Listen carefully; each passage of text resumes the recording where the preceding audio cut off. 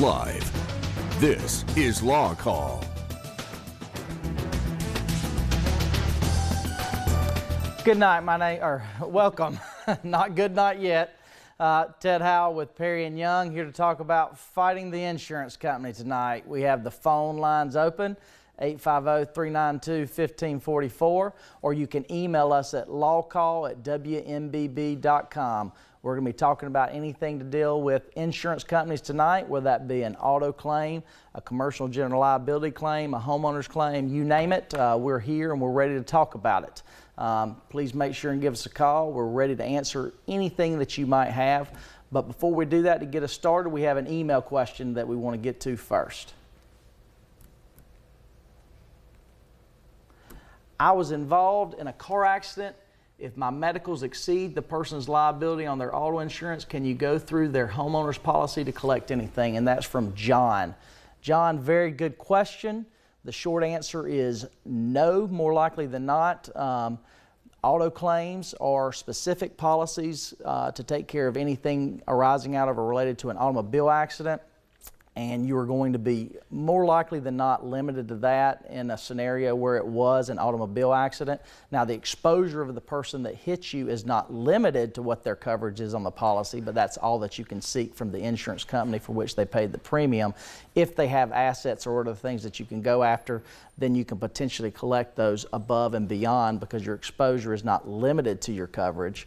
However, there are many types of claims that you can pursue on a homeowner's claim. As a general rule, just about any type of negligence that you commit that is not in an automobile accident and is not in some sort of professional capacity is more likely than not going to be covered under a homeowner's policy. And in fact, I have someone here with me tonight, the infamous Brian Connors, also of the law firm of Perry & Young. And Brian, I know that you've had several cases where you have recovered under homeowners policies where people might typically think that they wouldn't have a viable option. No, most people don't appreciate that homeowners provides coverage whenever I'm out in the community and I'm negligent. Mm-hmm. They also provide coverage for animal attacks. I've had one where actually a kitty cat attacked a person's face and she got pretty... It was a kitty cat? It was a kitty cat. Got cut up pretty badly. So homeowners provides coverage for, accidental discharge of firearms, if you're hurt on somebody's property, animal attacks, and then just general negligence. I'm sure you've had a few of those, but homeowners does not only cover you in the event that you are negligent and hurt somebody at your house. It provides coverage beyond that, but there is normally an exclusion for auto car wrecks, essentially.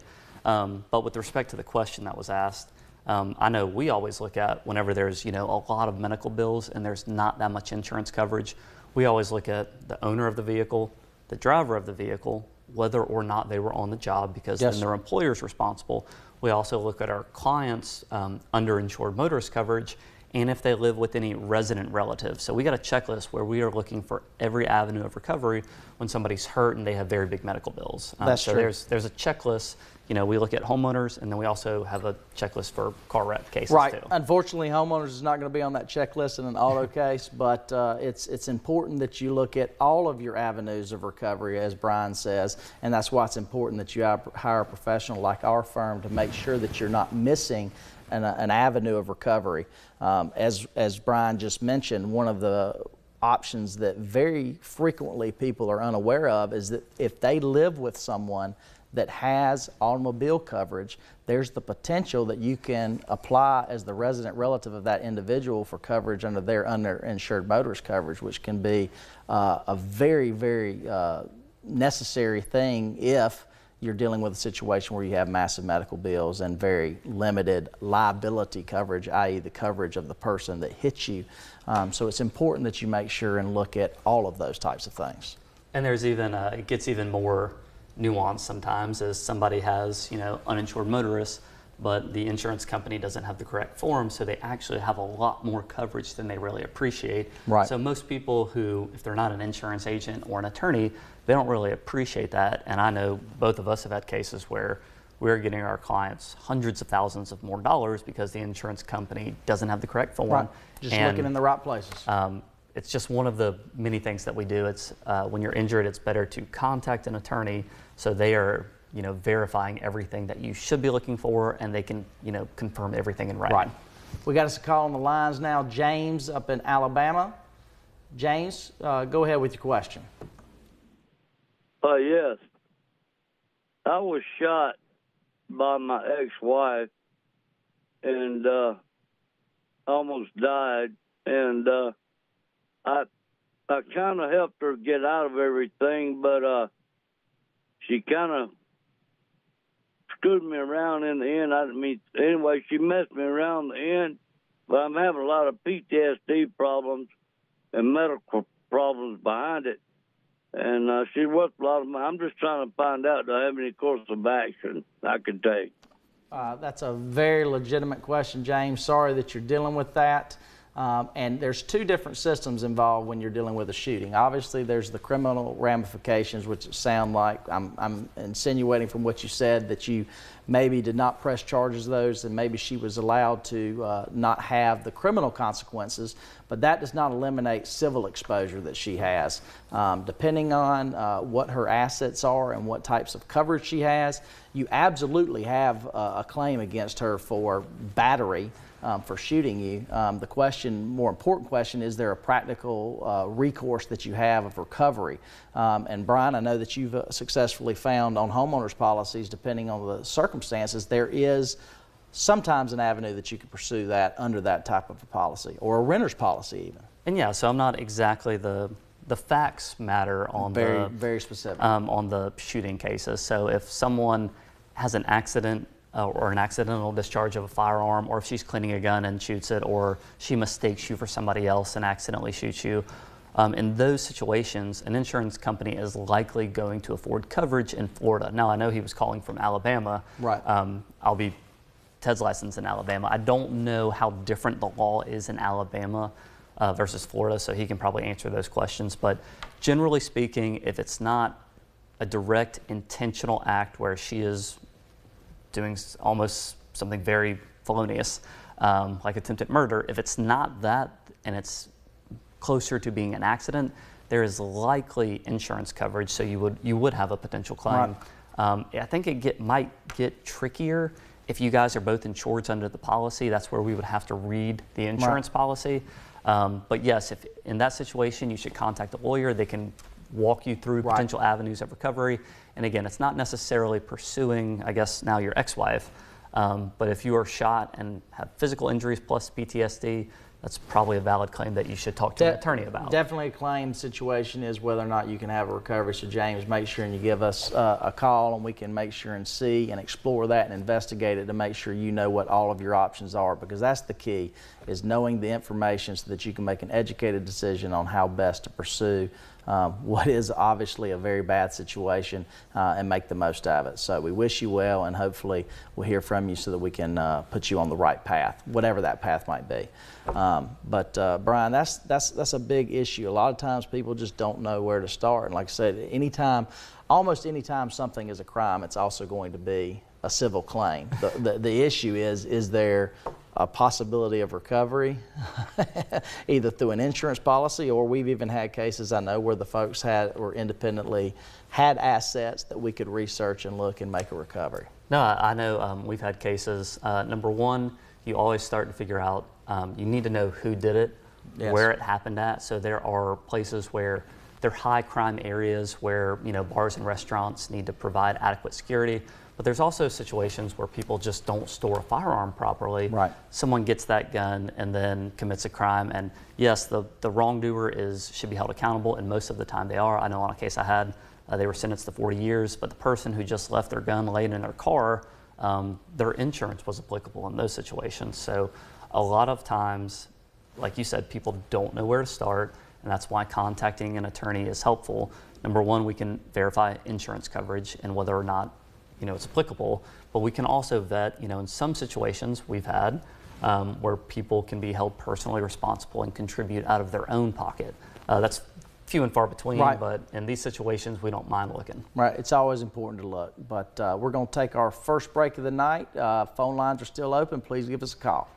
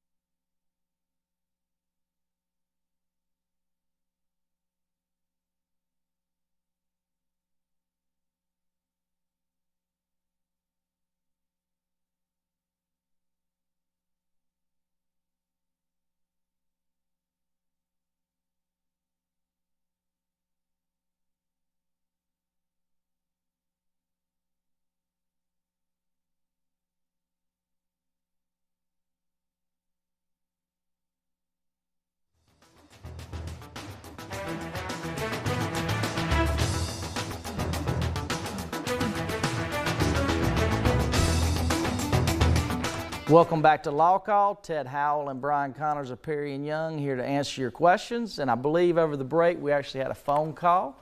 If you would, Gene, please proceed with your question.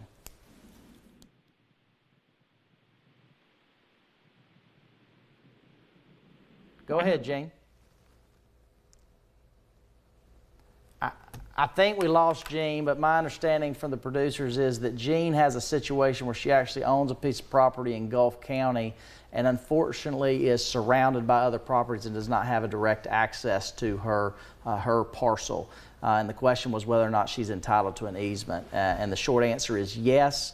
Under Florida law, the bigger issue is whether or not she has to pay for it, which revolves around to some complex issues on whether there's common landowners that held all the properties before or after, so you may have to have what's called a common law easement or possibly a statutory easement, but one way or another you will be entitled to get an easement, and so if you would reach out to us next week, Gene, we can make sure and put you in contact with a real estate lawyer in Gulf County that can help you, because access to property is important and essential for you to have the full enjoyment of it, and we want to make sure you have that.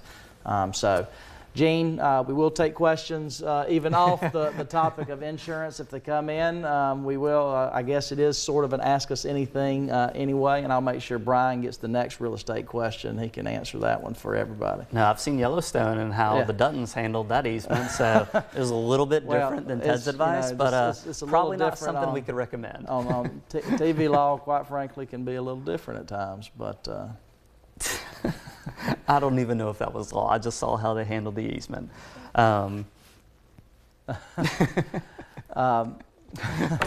But we would like any questions, whether it be on insurance or other topics. We're ready to handle them. Brian, I know one thing we talked about earlier about the homeowners policies, and a question I often get is, you know, I tripped on that person's property, and so I don't think they did anything wrong, but it's their property and they've got a lot of money. Shouldn't they have to pay me? Yeah, so I know we've had these cases, and when I say cases, we've had people call in.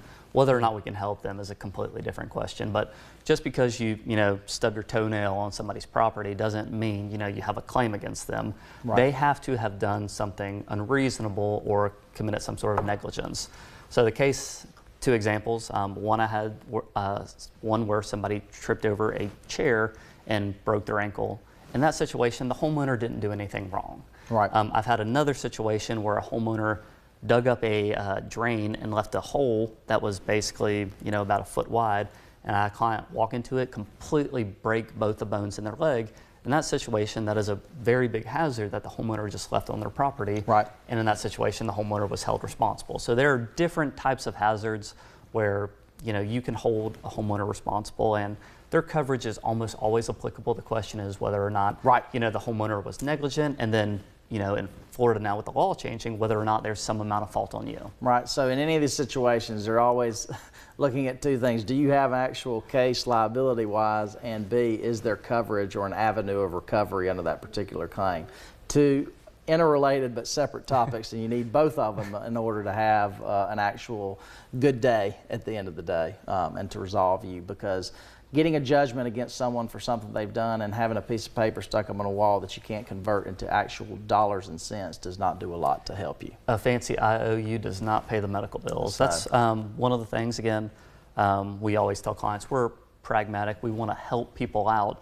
We're not going to go sue somebody and go try to collect somebody who makes $8 an hour. They're never going to be able to pay a penny. In those situations, we are 99% of the time we are looking at insurance, making sure there's coverage, and then we just need the evidence, the support that the homeowner or the insured was negligent, and then we pursue a claim. Most of our cases are resolved, without filing a lawsuit, working directly with an insurance company. What I tell my clients is, I normally file a lawsuit when an insurance company is unreasonable, or I need evidence that I can't get without a subpoena. Right. So that prompts us a lot of times is we need evidence right away, or we need to make sure evidence is saved.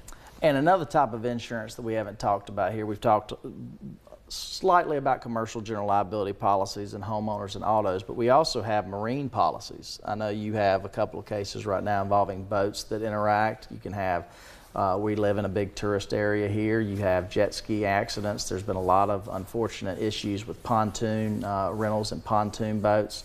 But that's another type of policy that's specific to the vessel or the fleet of vessels that a particular commercial owner has. And it has its own nuances in those types of policies. It can get very technically complicated, but the same principle applies. You know, if someone is not doing what they're supposed to on the water, whether it's the person renting the pontoon boats out. I know we had something really sad happen, I guess, a couple weeks ago, where a pontoon boat should not have been rented. But also situations where a boater just isn't paying attention, or a boater is driving under the influence and hits another boat, or hits, you know, a kayaker.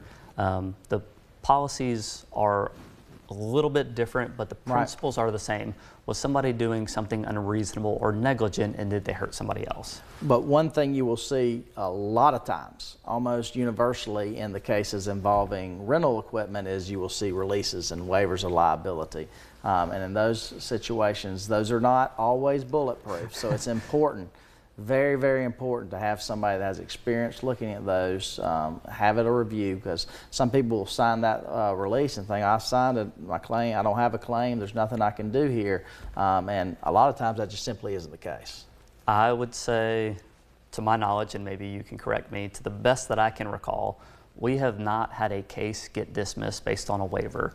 There are very specific requirements. Right. I had a case, Mediate, where they said there was this waiver and there's no insurance, and it settled for $145,000 at mediation. Right. So the fact that they are bringing out this waiver that says, hey, your client said, you know, we're not responsible, if it doesn't meet the requirements on the law, which again, a layperson may or may not know, then it's not enforceable. So Short advice there, just make sure you have somebody look at it so you know what you're dealing with. We have Mike now on the phone from Jackson County. Mike, go ahead with your question.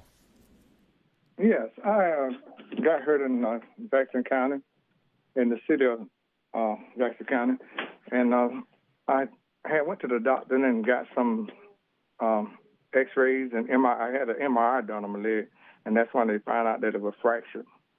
And then after that, I took the bill to the city to see could I get some help on it, and they told me that they couldn't do nothing because it had a cap on it. And I didn't understand what they mean about a cap on it. I thought that somebody had a cap on your head, the way it sounded. No, that's not the type of cap they're talking about there, Mike. What they're talking about is that any municipal form of government in the state of Florida, whether that be a city, a county, a school board, you name it, has what's called sovereign immunity, but it's waived up to a certain amount, to the cap of $200,000 per person or $300,000 per incident. So it doesn't mean that they don't have liability coverage. In fact, they do. They have quite a bit more than a lot of entities would have under the circumstances.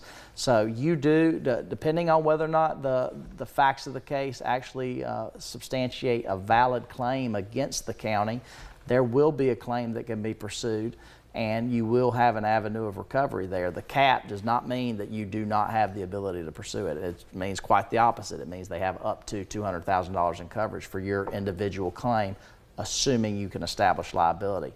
But it's important that you reach out to somebody very quickly on that, because there are certain timelines and deadlines that you have to meet in order to pursue a claim against your municipality, including what's called a notice of claim process that you need to do, because until you do that, they do have absolute immunity for 6 months to, under the statute, investigate the claim, but it gives them time to basically delay the claim for 6 months in order before you could even file a lawsuit against them. So it's important that you start that clock so that you have that notice of claim filed, and that you can decide if A, they can try to settle it with you during that period, and if not, you can either continue negotiating after that 6 month period or file a lawsuit against them in Jackson County to have your case heard by a jury of your peers ultimately, and have it resolved within those caps. yeah, so I think the only thing that I could possibly think of, if it was, you know, multiple claimants and for some reason other people were catastrophically injured, and they paid out other claims, Right. they would say maybe there's a cap. It'd be maxed at $300,000 in that situation, but I'm doubting that's a situation. I hear people throw terms around like that all the time. That's why it's important to speak to someone like us to make sure that you are taken care of. Remember, they have professionals on their side. Make sure you have a professional on your side helping you with whatever you need to pursue. No, again, I think Jackson County, I know most of the counties have attorneys essentially on retainer. So Right. as soon as we send a notice of claim, an attorney's involved. So they have attorneys working for them. You should definitely have one working for you in this type of situation. We're going to take our last break of the night, but remember those phone lines are still open. Give us a call, please.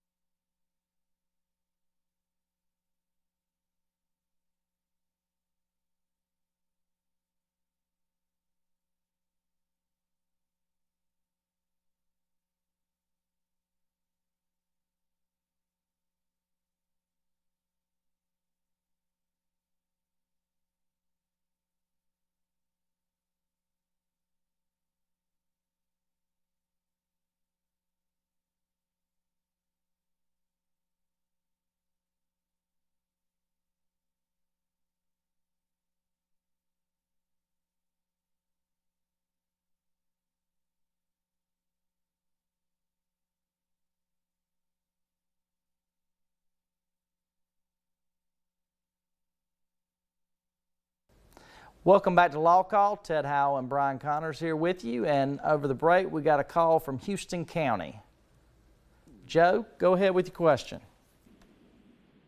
Hey, is there anything I can do? I had a place, I had knee replacement, and it messed up, and they wouldn't do nothing about it at the first place. So I had to go to another place in Florida to have it taken care of, and I had to have 2 more surgeries to take care of it. What should I do? I got you, Joe. What it sounds like you have is a potential medical malpractice case. That's where a doctor fails to adhere to the standard of care and does, in your case, a knee surgery at a subpar performance, which ultimately sounds like it caused you to have an additional 2 surgeries. So what would need to happen is we'd need to have the documents related to that situation reviewed and make sure that this wasn't just some sort of known collateral consequence or some sort of known error rate. Because there are, there's known risk with any type of surgery. It's not a 100% guarantee. But if you could establish that that was, in fact, a breach of the standard of care, then you would have a medical malpractice claim that can be pursued potentially against that doctor. So make sure and follow up with us so that we can look into that and see if that's a case that we can possibly pursue for you. Now we're getting towards the end of the show. All right, I'll try to get all my shout outs out before I go bald. I know we don't have much time. Before you go what? Bald, because the time is clicking. I want to wish good luck to Donnie on Tuesday. He's one of our Perry Young family. We love you, Donnie. We love you, Donnie. Thoughts and prayers to Don and Kim, my friend Brendan, who had and Ariel, who had a couple of unfortunate things happen to them. Shout out to G Money. We are glad to see you're doing good and hope to see you back in the office soon. You cannot keep a good man down, no matter how hard you try. I do have some new fans, Christian and Calvin. They are watching the show tonight, so I appreciate it. As always, Miss Pam and Herb. But Ted, I know you got a few shout outs to give. Go ahead. I think I got a couple pictures. I don't know if they have them up there. It is Larry Perry's birthday. Look at that man right there. And he can't go anywhere in town without seeing his own mug. But he did have to go out of town so that he couldn't see anything there. That's him celebrating his birthday with his family there. So good job, Larry. And that is Rochelle up at Bay Medical, taking care of all of the good citizens of Bay County. She ran into Larry, and she is a big LawCall watcher. So Larry took a picture with her, told her we'd make sure and give her a shout out tonight. I also needed to give a shout out to my niece, Adelaide Warren, who's here from Richmond watching tonight, and her mother, Beth, my sister-in-law. Maybe your wife, too? There ain't no way my wife's watching. She's asleep by now. And then my mom, Jan Howell, who's now working with us up in our Marion office for Perry & Young, is watching as well. And then you already got Gary and Donnie. Those were my other two. You stole my shout out to Randy, too. There. I'm sure he's watching. He falls asleep pretty early. I don't think there's much of a chance that Mexico Beach is having any participation in LawCall tonight. But you never know. But good night. We'll be back with you next week with another titillating show. Have a good night.